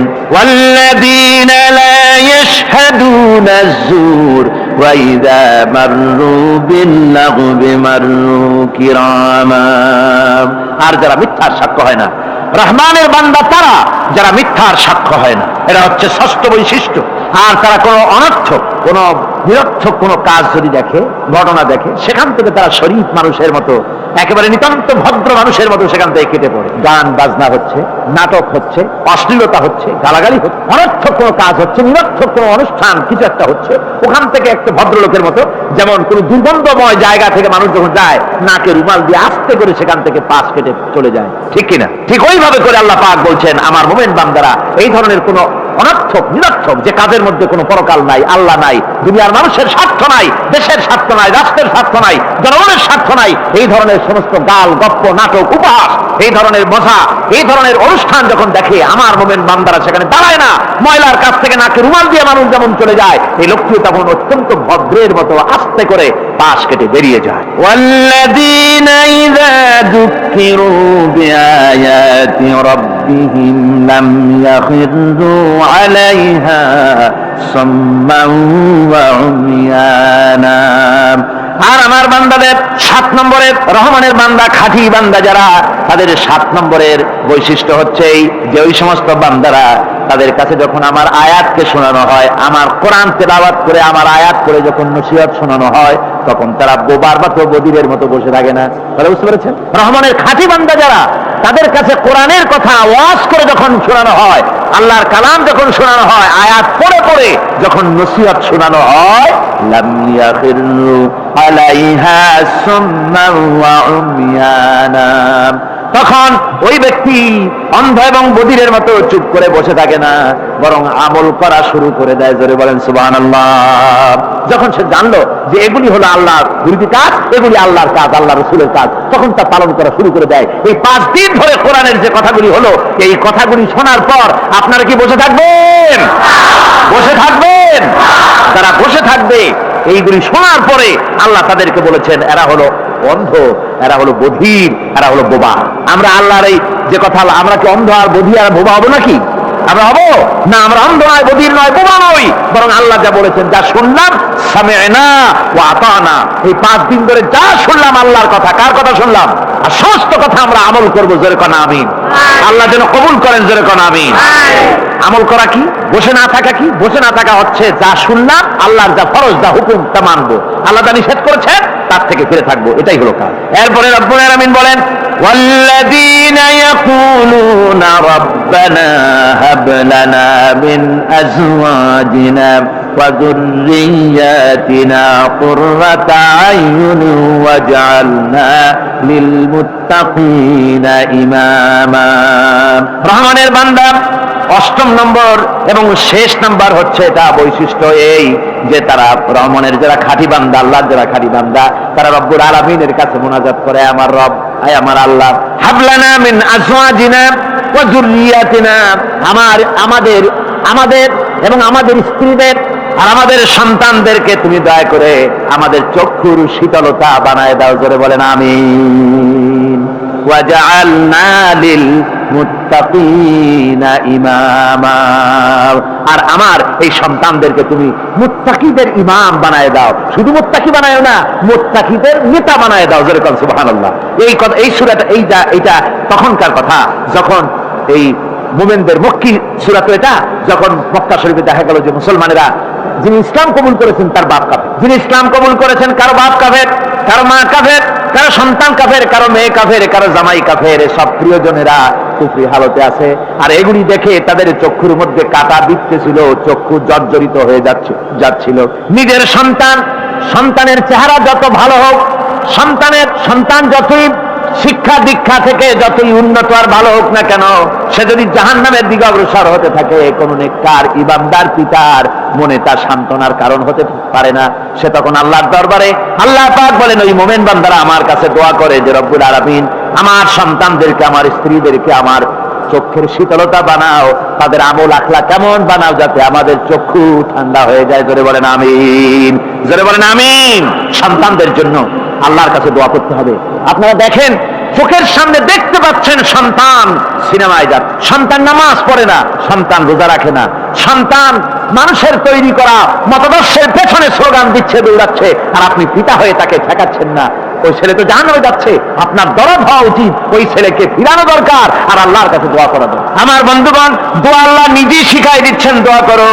পড়েন আমার সাথে, রব্বানা হাব লানা মিন আজওয়াজিনা ওয়া যুররিয়াতিনা কুররাতা আয়ুন ওয়াজআলনা লিল মুত্তাকিনা ইমামা।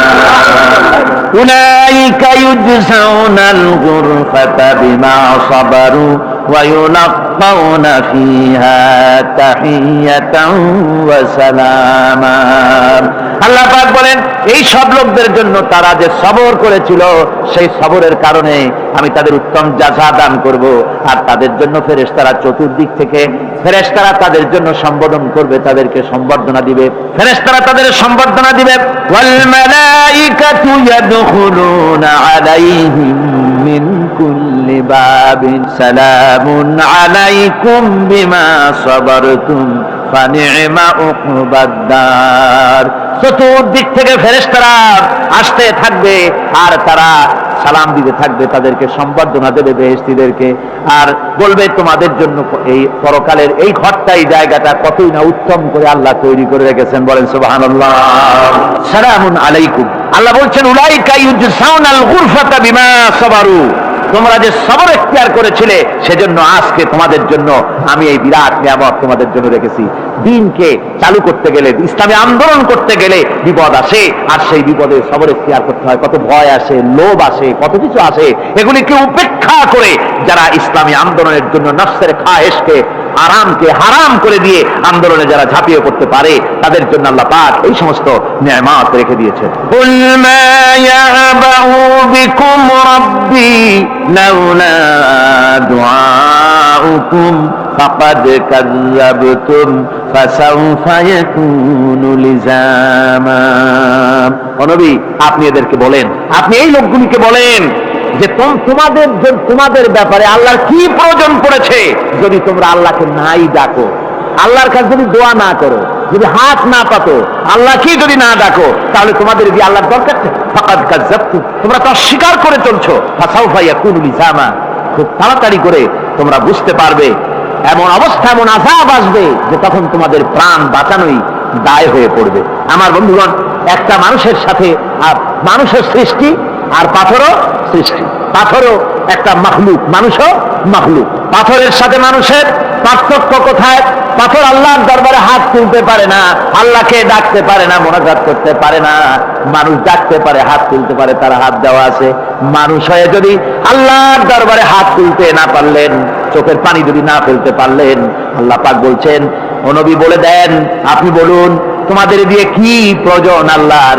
লাউলা দুআউকুম, তোমরা যদি সেই আল্লাহকে যদি না ডাকো, যদি তার কাছে হাত না তোলো, তাহলে তোমাদের দিয়ে আল্লাহর দরকারটা কি? তোমাদেরকে রব্বুল আলামিন তৃণখণ্ডের মতো উড়িয়ে দিবেন, কোন মর্যাদা থাকবে না আল্লাহর কাছে।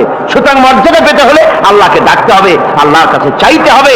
এভাবে করে আল্লাহ পাক তার বান্দাদেরকে নির্দেশ করছেন। আমার বন্ধুগণ, এই মোট 8টি বৈশিষ্ট্য ইসলামের আপনার মোমেন বান্দাদের জন্য, রহমানের খাঁটি বান্দাদের জন্য এই 8টি বৈশিষ্ট্য আল্লাহ পাক দান করেছেন। এই 8টি বৈশিষ্ট্য যেন আল্লাহ পাক আমাদের মধ্যে দান করে দেন। জোরে বলেন আমিন, আরো জোরে বলেন আমিন।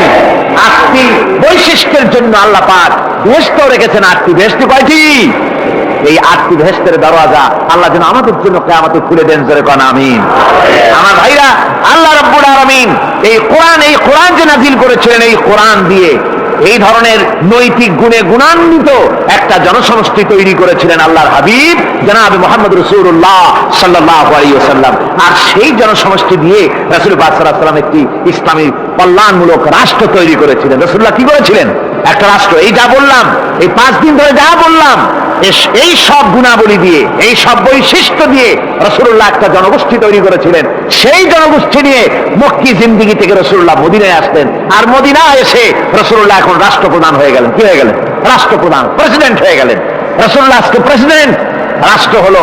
আর কোরআন দিলেন সংবিধান হিসাবে, শাসনতন্ত্র হিসাবে। আল্লাহর নবী বললেন, আজকে আমি দেশবাসীকে এমন একটা কনস্টিটিউশন, এমন একটি সংবিধান দেশবাসীকে আমি দিলাম, যেই সংবিধানের বদৌলতে সমাজে আর চুরি থাকবে না, ডাকাতি থাকবে না, জিনা থাকবে না, ব্যভিচার থাকবে না। এর বদৌলতে মানুষ এখন দরজা খুলে ঘুমাতে পারবে, আর কোনো অশান্তি থাকবে না, চুরি হবে না, ডাকাতি হবে না, নারী ধর্ষণ হবে না, হত্যা হবে না, আরামের জমিন হয়ে যাবে, আর মানুষ শান্তিতে বসবাস করতে পারবে। হুজুর বললেন, খায়রুল কুরুনি কারনি, সর্বশ্রেষ্ঠ যুগ হচ্ছে আমার যুগ। আমার বন্ধুগণ, কোরআনের সমাজই ছিল পৃথিবীর সর্বশ্রেষ্ঠ সমাজ। সেই সমাজ ব্যবস্থাকে আমরা ভুলে গিয়েছি। আজকে সমাজতন্ত্র ব্যর্থ হলো কেন? কমিউনিজম ব্যর্থ হলো কেন? ব্যর্থ হওয়ার একমাত্র কারণ হলো তারা মানুষকে খেতে দিতে পারে নাই, পড়তে দিতে পারে নাই। পুঁজিবাদও ব্যর্থ, সমাজতন্ত্র ব্যর্থ। আসলে ওরা বলেছে আমরা সবাইকে সমান করে দেব, খাইতে দেব, পড়তে দেব, কাপড় দেব, চোপড় দেব, ওষুধ দেব, তোমাদের মৌলিক অধিকার, মৌলিক প্রয়োজন মিটাবো, এগুলি সব তারা বলেছে। কিন্তু মৌলিক প্রয়োজন মিটাতে পারে নাই। 70 বছর যেতে পারল না, বিদায় হয়ে গিয়েছে। মৌলিক প্রয়োজন মিটাতে পারে শুধুমাত্র কোরআন। কে মিটাতে পারে? কে পারে? কোরআন পারে মানুষের মৌলিক প্রয়োজন মিটাতে। তাই এই কোরআনে কারীমকে আল্লাহ রাব্বুল আলামিন অবতীর্ণ করলেন। আর কোরআন দিয়ে রাসূল পাক সাল্লাল্লাহু আলাইহি ওয়াসাল্লাম একটা সমাজ তৈরি করলেন, এমন সমাজ যেখানে রাষ্ট্রপ্রধানের পেট ফুলে উঠলো না খাইয়া, রাষ্ট্রপ্রধানের বিরাট বিল্ডিং উঠলো না, বিদেশে টাকা জমা হলো না। আজকে আমরা দেখি পৃথিবীতে কত জায়গায় রাষ্ট্রপ্রধান নিজের ছেলেবেলে নাই, হাওলাত করা ছেলে একটা, তাও যদি এত টাকা পয়সা বিদেশে জমা করে, তাহলে মানুষেরা মন্তব্য করে যদি নিজের ছেলে থাকতো তাহলে তো গোটা বাংলাদেশ বিদেশি ব্যাংকে জমা দিয়ে দিত। আল্লাহ রাব্বুল আলামিন বলেন, কুল কুনু হিজারাতান আও হাদিদা, ও নবী শুনিয়ে দেন, তোমরা যদি মরে গিয়া মাটির সাথে মিশে গিয়া যদি পাথরও হয়ে যাও, আর যদি তোমরা লোহাও হয়ে যাও, তারপরেও আল্লাহ রাব্বুল আলামিন তোমাদেরকে জিন্দা করবেন, আবার তোমাদের উঠাবেন। ওরা বলে যে আচ্ছা বুঝলাম, কে উঠাবে আমাদের? কেমনে উঠাবে?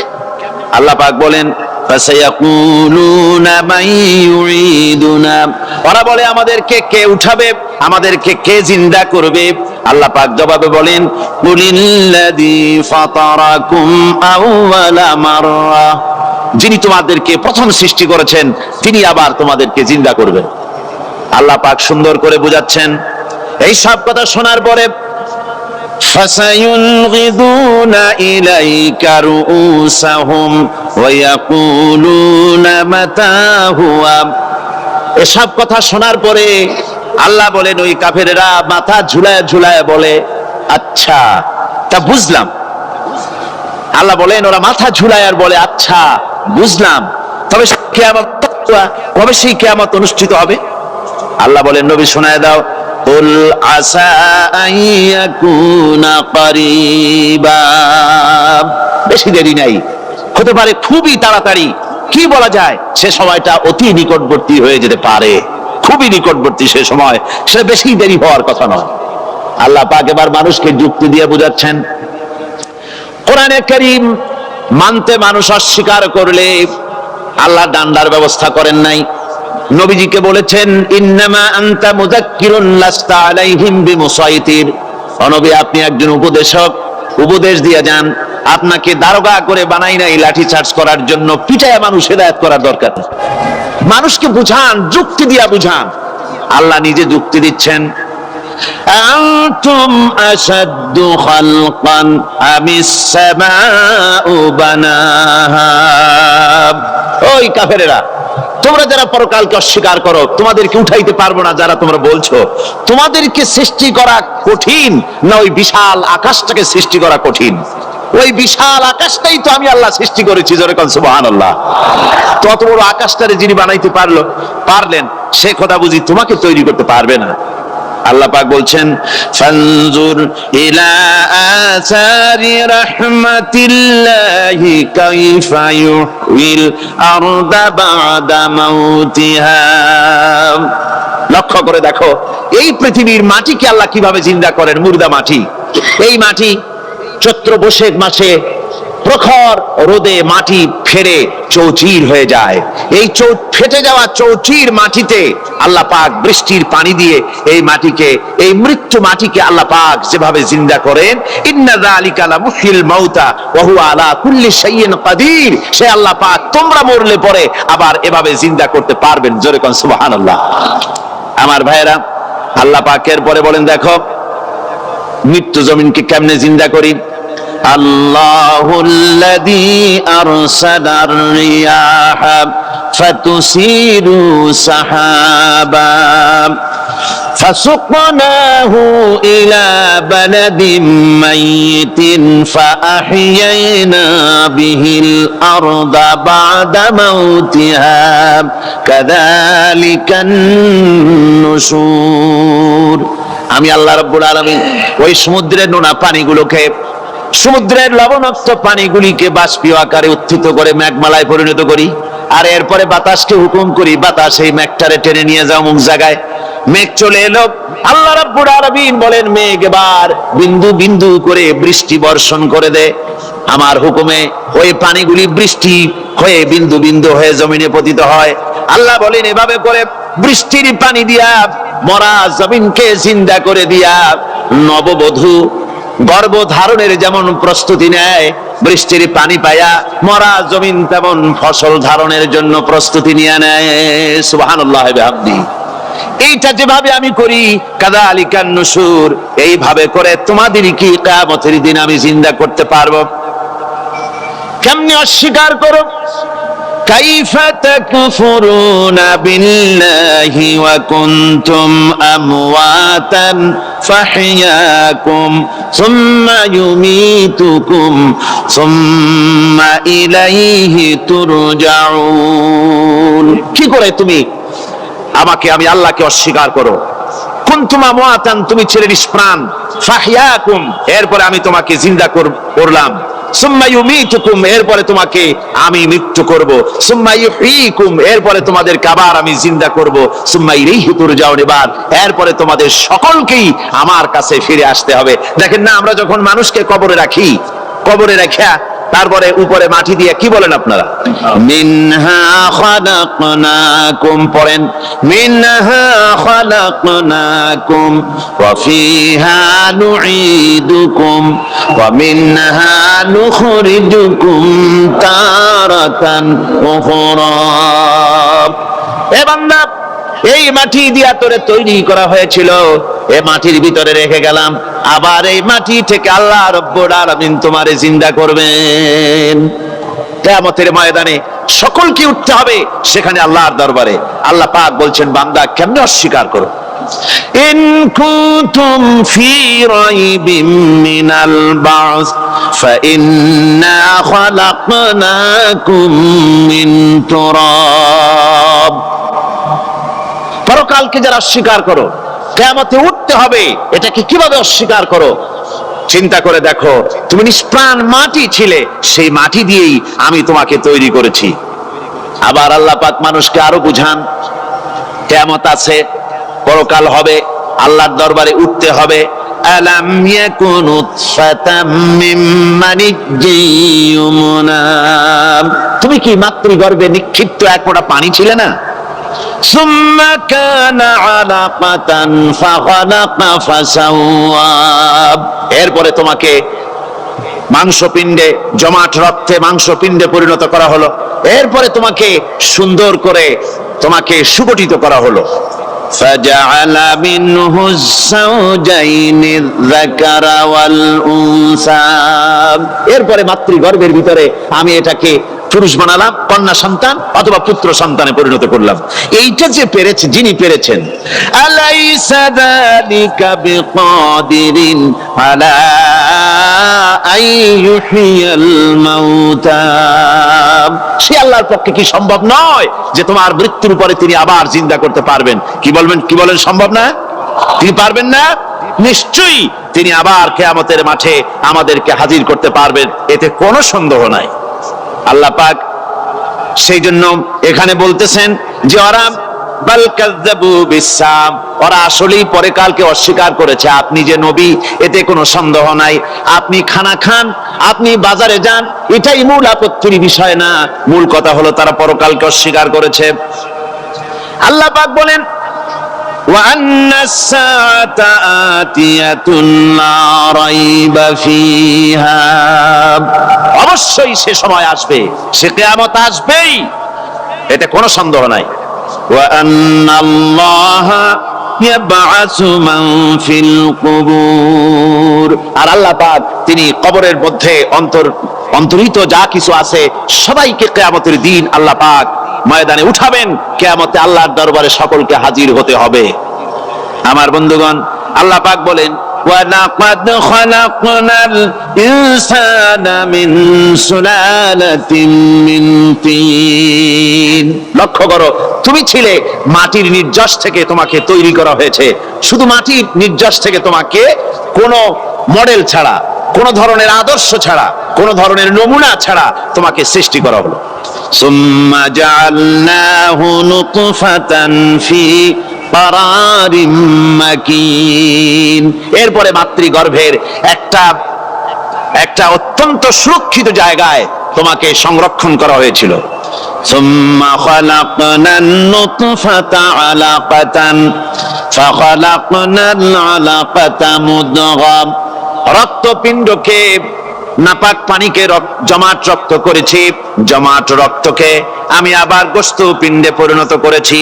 ফাকাসাউনাল ইযামা লাহমা। এরপরে সুন্দর করে চামড়া দিয়া, গোশত দিয়ে একটা আকৃতি তোমাকে দান করেছি। সুম্মা আনশানাহু খালকান আখারা ফাতাবারাকাল্লাহু আহসানুল খালিকিন। এরপরে সুন্দর একটা বিশেষ একটা আকৃতি দিয়ে তোমাকে আমি সুন্দর করে সুগঠিত করে তোমাকে তৈরি করেছি। সুম্মা ইন্নাকুম বাদা যালিকা লামাইয়িতুন। এরপরে আমি আল্লাহ রাব্বুল আলামিন তোমাকে মৃত্যু দেব, অবশ্যই তোমাকে মৃত্যুবরণ করতে হবে। সুম্মা ইন্নাকুম ইয়াউমাল কিয়ামাতি তুবআসুন। এরপরে কিয়ামতের দিন আসবে, ওই বিশেষ মুহূর্ত আসবে, সেই নির্দিষ্ট সময় আসবে, ওই কিয়ামতের মাঠে আল্লাহর দরবারে তোমাদের সকলকে উঠতে হবে, কোনো সন্দেহ তাতে নাই। আল্লাহ পাক বলছেন وَأَعْتَدْنَا لِمَنْ كَذَّبَ بِالسَّاعَةِ سَعِيرًا। আমার এই পরকালকে, এই আখিরাতকে, কিয়ামতের দিনকে যারা অস্বীকার করবে, যারা মিথ্যা মনে করবে, আমি তাদেরকে জ্বলন্ত আগুনের শাস্তি তাদের জন্য রেখেছি। জোরে বলেন নাউজুবিল্লাহ। সেই কিয়ামত যে দিনটা আল্লাহ পাক মানুষের জন্য রেখেছেন, সেই কিয়ামতের অবস্থা বড়ই মারাত্মক। মানুষেরা তা জানে না। মানুষ যদি তা বুঝতে পারতো, জানতে পারতো, তাহলে মানুষেরা গুনাহের কাজ করতে পারতো না। আপনারা কি চিন্তা করেন, ওই যে কাফেরগুলি মক্কার জীবনে, রাসূল পাক সাল্লাল্লাহু আলাইহি ওয়াসাল্লামের মক্কি জিন্দেগিতে যে সমস্ত মানুষগুলি চুরি করত, ডাকাতি করত, জিনা করত, বদমাশি করত, মানুষ হত্যা করত, এই লোকগুলি ফিরে আসতো কিসের কারণে? তাদেরকে এই আখিরাতের কথা বলা হয়েছে, এই পরকালের কথা বলা হয়েছে। কোরআন শরীফে আল্লাহ রাব্বুল আলামিন পরকালের কথা, মৃত্যুর কথা, কিয়ামতের কথা, হাসরের কথা, সিরাতের কথা, মিজানের কথা, মওতের কথা যত বলেছেন, জান্নাতের কথা যত জায়গায় যতগুলা বলেছেন, সবগুলি আয়াতে কারিমা যদি এক জায়গায় করা যায়, তাহলে পুরা কোরআন শরীফের 1/3 10 পারার সমান হবে। জোরে বলেন সুবহানাল্লাহ। যেহেতু পরকালের চিন্তা ছাড়া মানুষের জীবন পরিচ্ছন্ন হতে পারে না, সুন্দর হতে পারে না, অপরাধ মুক্ত হতে পারে না। আল্লাহ পাক বলেন সেই দিনটি বড়ই ভয়ানক, বিপজ্জনক। ওই দিনটির ব্যাপারে আল্লাহ পাক তার বান্দাদেরকে সতর্ক করে দিয়েছেন, বান্দারা সতর্ক হয়ে যাও, এইভাবে দিন যাবে না, কিয়ামত আসবে। আর ওই কিয়ামত এত মারাত্মক হবে, আল্লাহ সতর্ক করছেন বান্দাদেরকে, ইয়া আইয়ুহান নাসুত্তাকু রাব্বাকুম ইন্না যালজালাতাস সাআতি শাইউন আযীম। হে মানব সকল, আত্মরক্ষা করো খোদার গজব থেকে, আল্লাহর গজব থেকে আত্মরক্ষা করো। ইন্না যালজালাতাস সাআতি শাইউন আযীম, সেই কিয়ামতের সেই কম্পন খুবই মারাত্মক, খুবই ভয়াবহ কম্পন সৃষ্টি হবে সেদিন।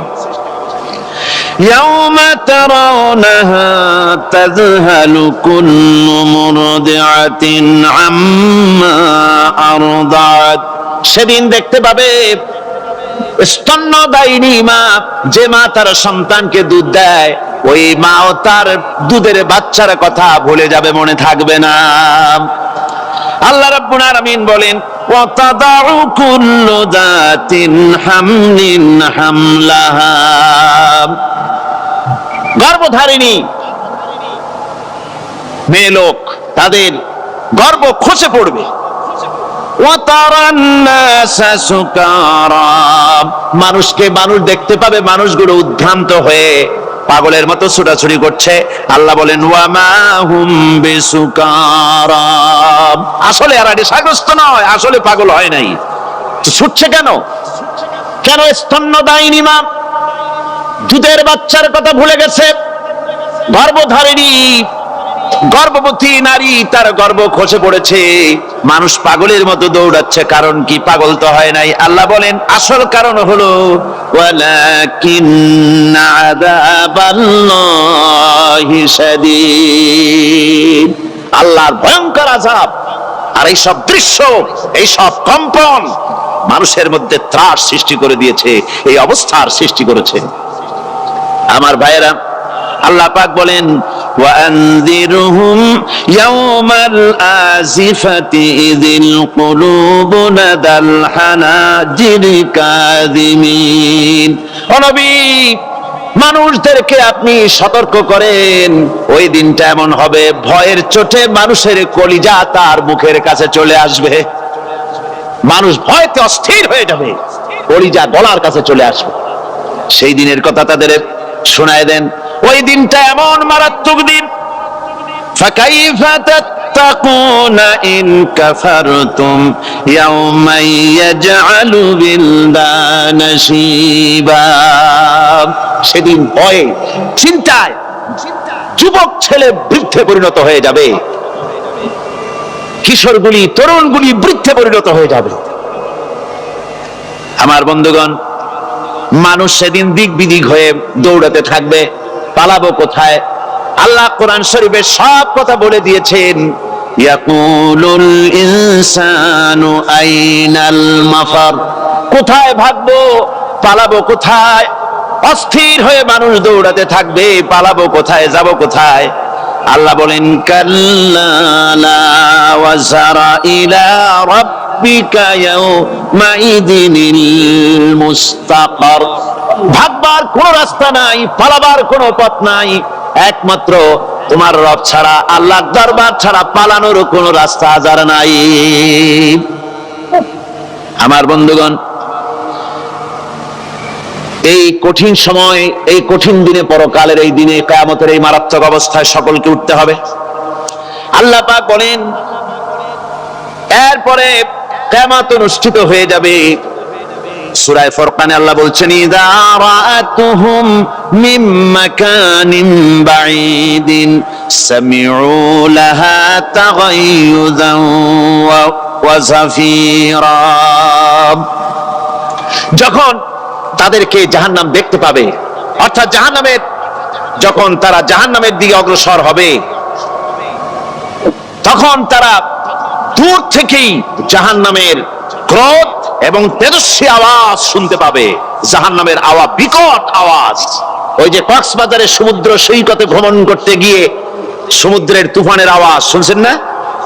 কথা বল না কেন? সমুদ্রের তুফানের আওয়াজ শুনেছেন তো? এইটা কি? এটা কিছুই না, এর থেকে মারাত্মক আওয়াজ, তেজস্বী ক্রোধের আওয়াজ কানের মধ্যে আসতে থাকবে জাহান্নামীদের। আল্লাহ রাব্বুল আলামিন বলেন, وَإِذَا أُلْقُوا مِنْهَا مَكَانًا ضَيِّقًا مُقَرَّنِينَ دَعَوْا هُنَالِكَ ثُبُورًا। যখন তাদেরকে হাত পা বেঁধে এই জাহান্নামের কোন সংকীর্ণ জায়গায় ফেলে দেওয়া হবে, তখন দাও হুনালিকা সুবুরা, তারা তখন নিজেদের ধ্বংস এবং মৃত্যু কামনা করবে। আল্লাহ বলেন, লা তাদউল ইয়াউমা সুবুরান ওয়াহিদান ওয়াদউ সুবুরান কাসীরা। আজকে এক মৃত্যু ডেকো না, অসংখ্য মউত ডাকো। আজকে মউত তোমাদের আসবে না, অসংখ্যবার ডাকলেও মউত তোমাদের আসবে না। এই যে জাহান্নামের দিকে তাদের নিয়ে যাওয়া হবে, আল্লাহকে অস্বীকার করলে, নবীকে অস্বীকার করলে, ইসলামকে অস্বীকার করলে, আল্লাহর নবীর নবুয়তকে অস্বীকার করলে তাদের জায়গা হবে জাহান্নাম। আর সে জাহান্নাম এত মারাত্মক, এত কঠিন জায়গা, যে জায়গা সম্পর্কে আল্লাহ পাক বলছেন, ইন্নাহু মান ইয়াতি রাব্বাহু মুজরিমান ফাইন্না লাহু জাহান্নামা লা ইয়ামুতু ফিহা ওয়া লা ইয়াহইয়া। অপরাধী হয়ে যে লোক আল্লাহর দরবারে উপস্থিত হবে, তার জন্য জাহান্নাম হবে, জাহান্নামে আল্লাহ দিবেন। আর ওই জাহান্নামে যখন লোকটা পড়ে যাবে, জাহান্নামের অবস্থা এমন হবে, লা ইয়ামুতু ফিহা ওয়া লা ইয়াহইয়া, সে বাঁচবেও না মরবেও না, জীবন মৃত্যু একটা অবস্থা সৃষ্টি হবে। ওই জাহান্নামে নারুল্লাহিল মুকাদাতুল্লাতী তাত্তালিউ আলাল আফইদা, জাহান্নামের প্রচন্ড আওয়াজ, এই আগুন উৎক্ষিপ্ত হয়ে তাদের কলিজা পর্যন্ত, অন্তর পর্যন্ত স্পর্শ করবে এই আগুনের তাপ। আর এদের পাহারায় রাখা হবে, ইন্নাহা আলাইহিম মুসাদাতুন ফি আমাদিম মুমাদ্দাদা, জাহান্নামীদের পাহারায় রাখা হবে নির্মম, কঠোর ব্যবহার, কর্কশ আওয়াজ, কর্কশ ভাষী এ ধরনের ফেরেশতাদেরকে রাখা হবে তাদের পাহারায়, তারা নিয়োজিত থাকবে। আল্লাহ রাব্বুল আলামিন বলেন, ও দুনিয়ার মানুষ, ইয়া আইয়ুহাল্লাযীনা আমানু কু আনফুসাকুম ওয়া আহলিকুম নারা। ও ঈমানদারেরা, আল্লাহর তো দয়া বেশি বান্দার জন্য। বান্দার উপরে দয়া কার সবচেয়ে বেশি? সবচেয়ে বেশি দয়া হলো বান্দার উপরে আল্লাহর। আল্লাহ চান না যে সে জাহান্নামে যাক, কঠিন জায়গা জাহান্নাম। আল্লাহ বলেন, ও মুমিনেরা, তুমি নিজে আর তোমার পরিবারকে জাহান্নামের আগুন থেকে রক্ষা করো, আগুন থেকে রক্ষা করো, জাহান্নামের রাস্তা থেকে তাদের ফিরাও। ওই জাহান্নাম, যেই জাহান্নামের ইন্ধন হবে মানুষ আর পাথর, ফিরাও জাহান্নাম থেকে মানুষকে, তোমার সন্তানদেরকে ফিরাও। আজকে যে সব সন্তানের আল্লাহ বলেন তুমি নিজে বাঁচো, আহলো আয়ালকে বাঁচাও। যে সব সন্তান তোমার নামাজ নাই, রোজা নাই, আল্লাহ পরকালের চিন্তা নাই, যারা ইসলামকে বিশ্বাস করে না, যারা মনে করে কোরআন হচ্ছে বেহেশত দোজখের কথা শুধু, ওতে কোন মানুষের অর্থনীতি, সমাজনীতি, রাজনীতির ব্যাপার নাই, মানুষের জীবনের দরকারি জিনিসগুলি সেখানে নাই। সুতরাং আমরা যদি দুনিয়ায় সুখ সমৃদ্ধি পেতে চাই, তাহলে আমাদেরকে মানুষের তৈরি করা মতবাদ মানতে হবে। এইভাবে ছেলেরা যখন মানুষের তৈরিকার মতবাদের দিকে যখন দৌড়ায়, মা বাপ যদি তাদেরকে না ফিরায়, জাহান্নাম থেকে বাঁচাবার জন্য যদি চেষ্টা না করে, কিয়ামতের দিন ওই সন্তানেরা জাহান্নামে, যখন জাহান্নামের অর্ডার তাদের হয়ে যাবে, তারা বলবে, রব্বানা আরিনাল্লাযাইনি আদাল্লানা, হে আমার প্রভু, কে আমাদেরকে গোমরাহ করে দিল, মিনাল জিন্নি ওয়াল ইনসি, জিনের ভিতর থেকে, মানুষের ভিতর থেকে, আমাদের নেতারা, আমাদের মা বাপ, আমাদের মুরব্বী, কারা আমাদেরকে বিভ্রান্ত করলো, তোমার রাস্তা থেকে সরায় দিল, ওরা কই? ওদেরকে নিয়ে আসো। আমাদেরকে এই খারাপ রাস্তা থেকে ফিরায় নাই, জাহান্নামের পথে চলেছি, আমাকে ফিরায় নাই। ও আল্লাহ, আজকে জাহান্নামে যাওয়ার আগে ওই মা বাবার মুরব্বিয়ার নেতাগুলি নিয়ে আসো, নাজআলহুমা তাহতা আকদামিনা লিয়াকুনা মিনাল আসফালিন, নিয়ে আসো ওদেরকে পায়ের তলে রেখে তারপরে জাহান্নামে যাব। আমার ভাইরা, যে ছেলে আজকে মানুষের তৈরি করা মতবাদের আন্দোলন করছে, সেকুলারিজম করছে, সোশ্যালিজম করছে, ক্যাপিটালিজম করছে, তারপরে ন্যাশনালিজম করছে, হাজারো মতবাদের দিকে আকৃষ্ট হয়েছে আপনার ছেলে, আপনার স্ত্রী, আপনার বোন, আপনার ভাই, আপনি জেনে শুনে তাদেরকে ফিরাচ্ছেন না, আল্লাহর রাস্তায় আনতেছেন না। কিয়ামতের দিন ওরা পালাইতে যাবে এবং ওদের এই অপরাধের কারণে, ফিরানোর কারণে, সহযোগিতা করার কারণে কিয়ামতের দিন অবস্থা করুণ হয়ে যাবে। এই জন্য আল্লাহ রাব্বুল আলামিন বলছেন, হে বিশ্বাসীরা, আমাকে তোমরা যারা বিশ্বাস করেছো, ঈমান এনেছো, নিজে বাঁচো আর নিজের আহল ও আয়ালকে জাহান্নামের আগুন থেকে বাঁচাও। ওই জাহান্নাম আলাইহা মালাইকাতুন গিলাদুন শিদাদুন লা ইয়াসুনাল্লাহা মা আমারাহুম ওয়া ইয়াফআলুনা মা ইউমারুন। আল্লাহ রাব্বুল আলামিন বলেন, সেখানে অত্যন্ত কর্কশ, রূঢ় এবং নির্মম স্বভাবের এমন সব ফেরেশতা পরিচালক হিসেবে জাহান্নামে দেওয়া হবে, যারা আল্লাহর নির্দেশের বাইরে কোনো কাজ করে না, তারা সেই সব কাজই করে যা আল্লাহ তাদেরকে হুকুম করেন। তাদেরকে অনুরোধ করে, দরখাস্ত করে কোন রকম তাদের কাছ থেকে কোনো কৃপা, কোনো করুণা, কোনো মহব্বত কিছুই পাওয়া যাবে না। অত্যন্ত কর্কশ, রূঢ় মেজাজের ফেরেশতা সেখানে পরিচালক হিসেবে দেওয়া হবে। আর ওই জাহান্নামীদেরকে, যারা জাহান্নামে যাবে কিয়ামতের দিন, فالذين كفروا قطعت لهم ثياب من نار, আগুন দিয়ে কেটে তাই দিয়ে পোশাক তৈরি করে দেওয়া হবে, আগুনের পোশাক পরিয়ে দেওয়া হবে।